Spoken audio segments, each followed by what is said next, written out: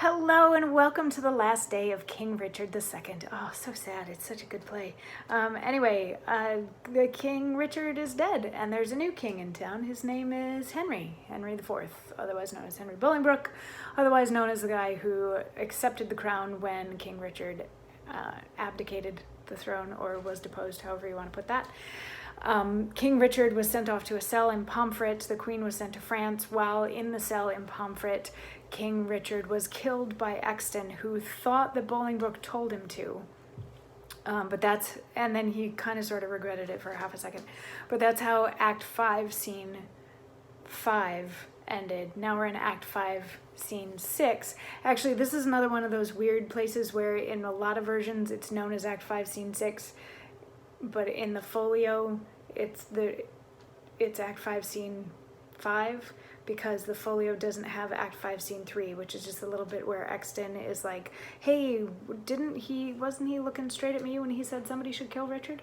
Anyway, we're in the last scene of the play, and today we get to hear from Bolingbroke, and this scene takes place in the castle, and Bolingbroke is there, and he's like, so how's things going, sort of generally speaking? And Northumberland comes in and he's like, here's the heads of some of the conspirators that wanted to undo you. And Henry's like, yay, thanks. And then Fitzwater comes in and he's like, here's a couple more conspirator heads, they're all taken care of. And Henry's like, yay, well done. And then Henry Percy comes in with the Bishop of Carlisle, and he's like, the abbot of Westminster is dead, but the Bishop of Carlisle is not, so it's up to you to decide what you want to do with him, how you want to punish him, since they were like the original conspirators of this whole thing. And Henry says, you know what, your punishment is to live out your life in some quiet corner of the world and never talk to anybody again, basically. Like, you're banished. He banishes them.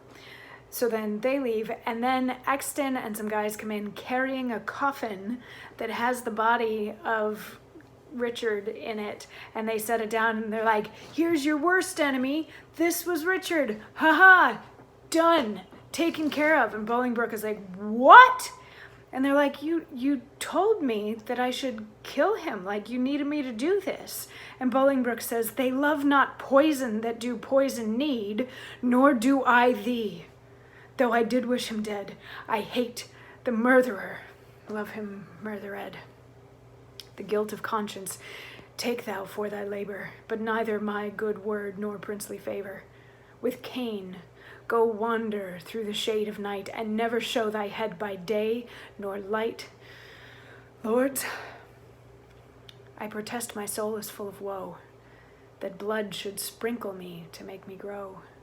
Come mourn with me, for that I do lament, and put on sullen black incontinent. I'll make a voyage to the Holy Land, to wash this blood from off my guilty hand. March sadly after, grace my mourning here, in weeping after this untimely bier. And that's the end of the play. So what he's saying is, he's like, Exton, like, I wanted him dead, but I didn't want you to actually kill him, is basically what he says that. So he banishes Exton for doing that, and then decides that he's going to make a pilgrimage to the Holy Land to try to wash this sin from off him, the sin of Richard having died. And that's how the play ends. So yeah, it's an interesting, it's not necessarily historically accurate in lots of ways, though Henry did follow Richard and Richard was deposed and all of that sort of thing. But it's, to me, an interesting view into the loss of identity, and what the identity meant for these people back then. You know, Richard thinking that God had chosen him to be king and then having that taken away. I think that's a very interesting character study. But also the juxtaposition of Richard and Bolingbroke, where Richard is so flowery and all of this sort of stuff, and he speaks in this beautiful, beautiful poetry.